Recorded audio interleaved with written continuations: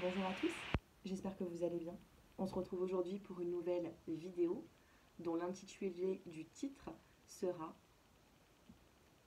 Communiquer avec les défunts. Donc sur ce petit papier, j'ai marqué toutes vos questions que vous me posez par téléphone, que vous m'envoyez par texto, par SMS. Je vais essayer d'y répondre. Je sais que vous adorez ce genre de vidéos, même si je n'en fais pas beaucoup. Et c'est vrai que moi, en tant que médium cartomancienne, eh bien, je me dois de vous expliquer le cheminement de pourquoi est-ce que j'en suis arrivée à ce travail, cette passion, pourquoi j'ai été autant passionnée. Et donc, je vais répondre tout simplement à vos interrogations. Donc, je m'appelle Déborah, j'ai une chaîne YouTube depuis maintenant presque 6 ans et j'ai fait de ma passion un métier. D'accord?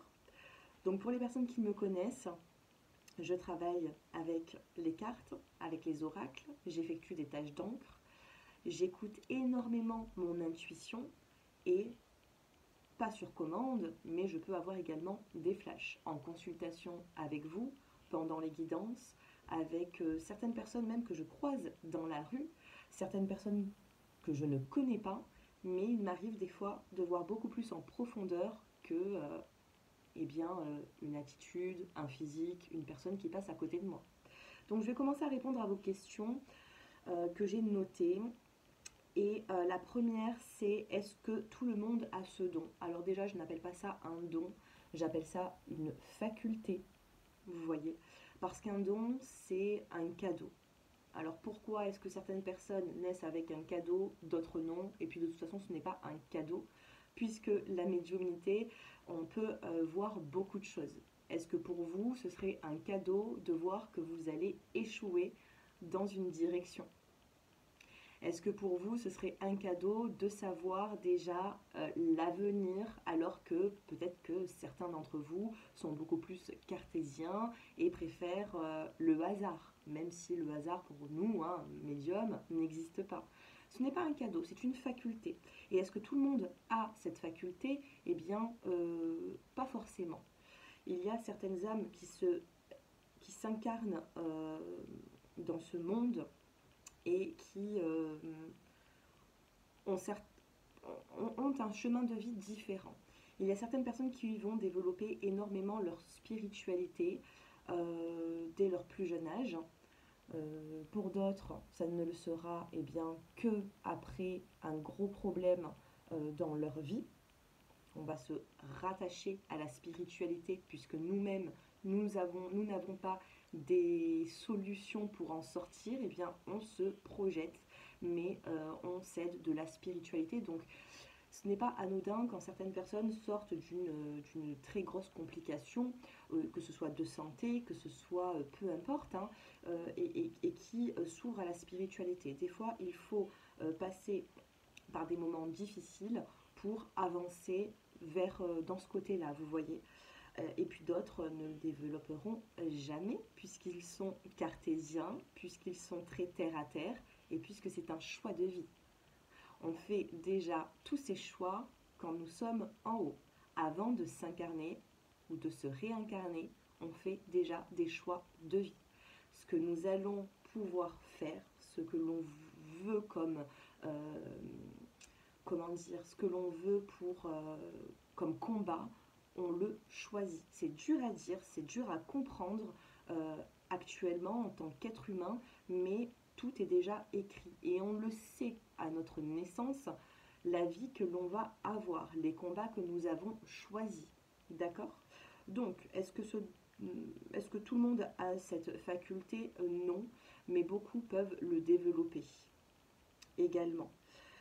Comment communiquer avec les défunts? Alors moi, ça a commencé, j'étais très jeune, je devais avoir à peu près oui, 7-8 ans, j'ai commencé à faire des rêves prémonitoires. Donc bien sûr que vous voyez, à 7-8 ans, vous imaginez bien que on n'est pas forcément dans la spiritualité et on ne comprend pas pourquoi ces rêves que l'on fait en avance peuvent arriver dans la réalité. Vous voyez, donc je me suis posé énormément de questions à ce niveau.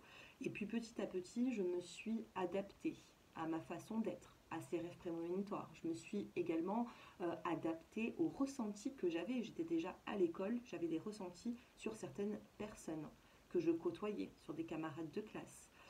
Euh, beaucoup d'intuitions qui me venaient et, euh, et j'ai vécu avec. Je ne l'ai pas choisi, mais j'ai vécu avec. Je ne me suis pas forcément posé beaucoup de questions à ce moment-là.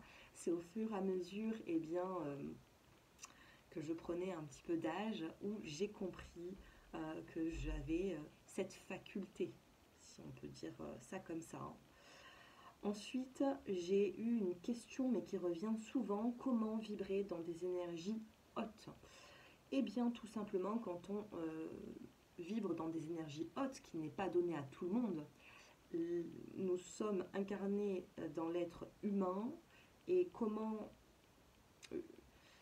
vous dire, la Terre fonctionne d'une façon, les êtres humains aussi. Et ce que je vais vous dire là, il ne faut pas le prendre mal, hein, bien au contraire. Comment vibrer dans des énergies hautes? Eh bien, il va falloir faire attention à son ego. D'accord? Quand on vibre dans des énergies hautes, quand on veut attirer du positif, il faut mettre l'ego de côté. Et pourtant, l'ego, sur cette planète Terre, on en a besoin. Parce que si on n'a pas assez d'ego, on se fait marcher dessus. Si on en a trop, eh bien, on ne vibrera pas dans des énergies hautes. Il y a certaines personnes qui vont, excusez-moi, qui vont euh, vibrer, qui vont vouloir, par exemple, le prestige social, qui vont vouloir euh,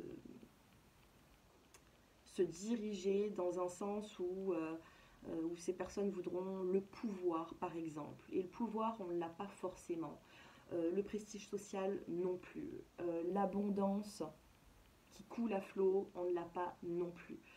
Quand on vibre dans des énergies hautes, on ne cherche pas le surplus du bonheur, on cherche le bonheur qui nous convient, qui peut nous faire du bien au quotidien. D'accord? Alors par exemple, il y a certaines personnes qui vont vouloir gagner énormément d'argent. Oui, mais pourquoi, par exemple, est-ce que avec ce beaucoup trop d'argent qui pourrait arriver, qu'est-ce que tu vas en faire?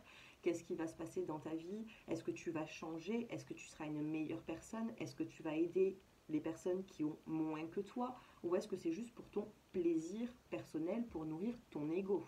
Vous voyez, toutes ces pensées-là, ça apporte des énergies basses ou des énergies hautes.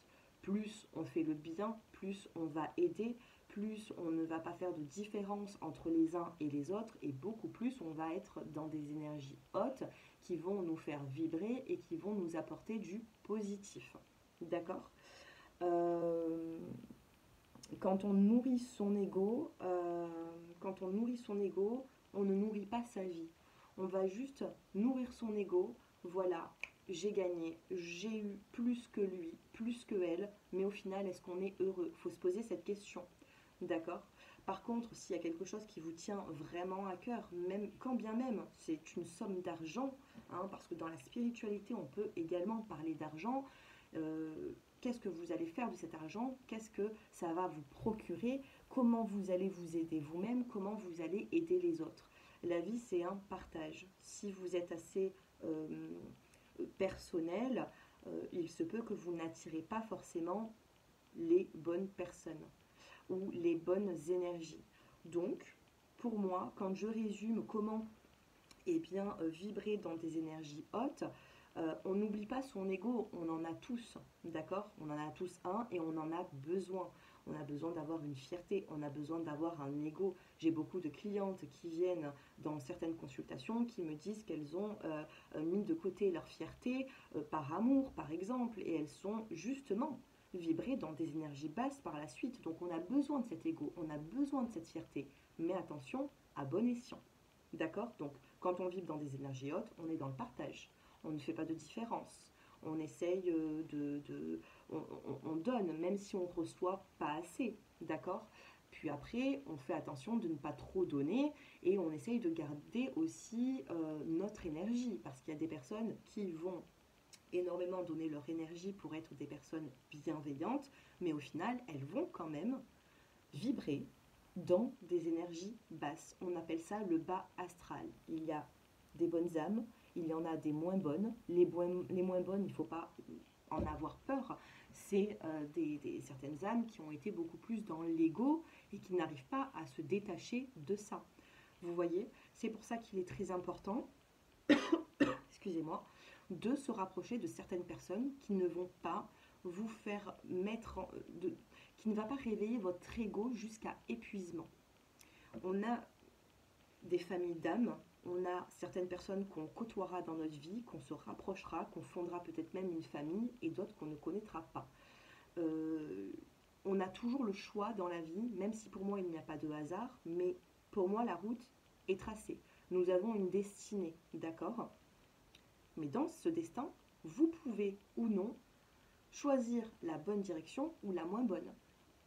Si vous allez vous rapprocher de certaines personnes qui vont vous donner le besoin de nourrir encore plus votre ego, c'est que ce n'est pas forcément la bonne direction. C'est que ce n'est pas les bonnes personnes qui vont vous aider pour pouvoir évoluer. Dans la vie, on évolue de la naissance jusqu'à la fin de vie. Vous voyez, on ne naît pas déjà grand, on ne sait pas parler, on a besoin de marcher, on pleure, on a besoin d'être protégé, on a besoin d'être nourri, on a besoin de beaucoup de choses. Et plus vous allez grandir et plus vous allez prendre en indépendance. Et c'est exactement pareil pour l'âme, c'est exactement pareil pour tout. On grandit toujours dans la vie. Peut-on stopper sa médiumnité? Alors, la stopper, alors quand on le crée, quand ça arrive à nous, c'est très rare qu'une médium stoppe sa médiumnité. Hein. Alors on peut mettre ça en pause, on peut se dire bon, stop, j'en connais trop, j'en ai assez, j'ai besoin de mettre un petit peu parce que vous voyez, il faut toujours équilibrer ses chakras, d'accord? Quand on est un petit peu trop dans le chakra couronne, quand on fait trop marcher sa spiritualité, au bout d'un moment, ça peut fatiguer aussi et on a besoin d'être dans un lâcher-prise. C'est pour ça que certaines médiums peuvent se mettre un petit peu en retrait de la spiritualité, mais ça ne durera qu'un temps.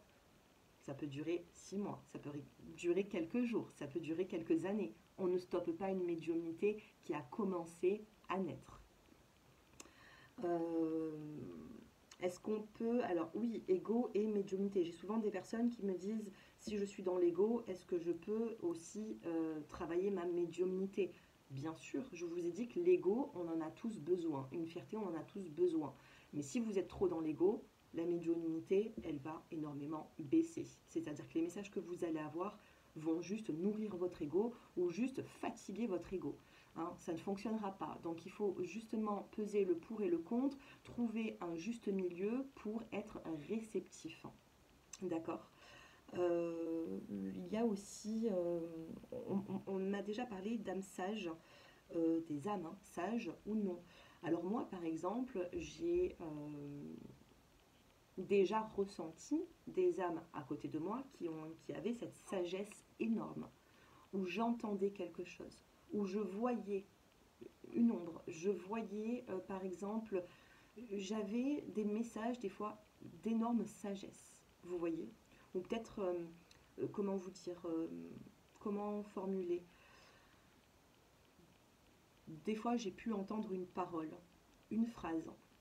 Je savais que ça venait d'une âme sage, d'une âme vieille, d'une vieille âme.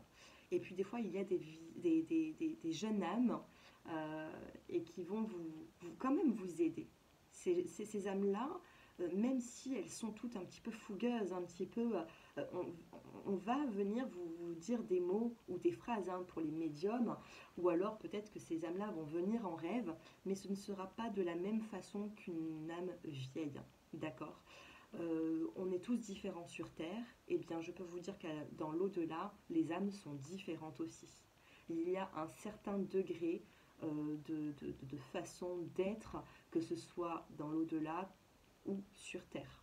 Donc, si vous vivez, par exemple, pour certaines personnes qui ont cette faculté d'avoir des messages, de les ressentir, de les entendre, eh bien, si vous fréquentez des personnes qui sont très sages autour de vous, si vous avez un réseau social qui, voilà, si vous vous rapprochez des gens qui sont assez matures, qui sont qui ont une vie calme par exemple, vous allez attirer des âmes qui sont sages. Elles vont vous aider. Par exemple, vous vivez des périodes difficiles, eh bien vous allez avoir des âmes qui ont vécu ce genre de vie difficile et qui vont venir à vous pour vous aider aussi. Plus les âmes vous aident, eh bien plus elles s'élèvent dans la lumière. Et on a des âmes malheureusement qui vibrent encore dans le bas astral. Et c'est pour ça, plus ces personnes vont vous aider, ces personnes, pardon, plus ces âmes vont vous aider, vont aider certaines personnes sur Terre, et plus elles pourront s'élever. Donc il faut savoir accueillir, il ne faut pas forcément en avoir peur. On va vous apporter une direction. Moi-même, hein, j'ai déjà des défunts qui sont venus me voir en rêve et qui m'ont indiqué la direction à prendre. Alors est-ce que je les ai écoutés?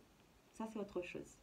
Des fois, on est tellement dans nos pensées, et d'ailleurs c'est tout à fait normal puisque nous vivons sur Terre, et puis nous ne sommes pas en haut, hein, nous sommes sur Terre, on a une vie à faire, et parfois il faut savoir s'écouter nous-mêmes, et puis si on se trompe, on se trompe. Mais je peux vous dire que on m'a fait passer des messages, et puis parfois j'écoutais, parfois non, et puis je me suis dit, bah j'ai bien fait d'aller jusqu'au bout parce que j'ai vu que ce que l'on me disait eh bien, était bien vrai, mais j'ai voulu m'écouter, vous voyez.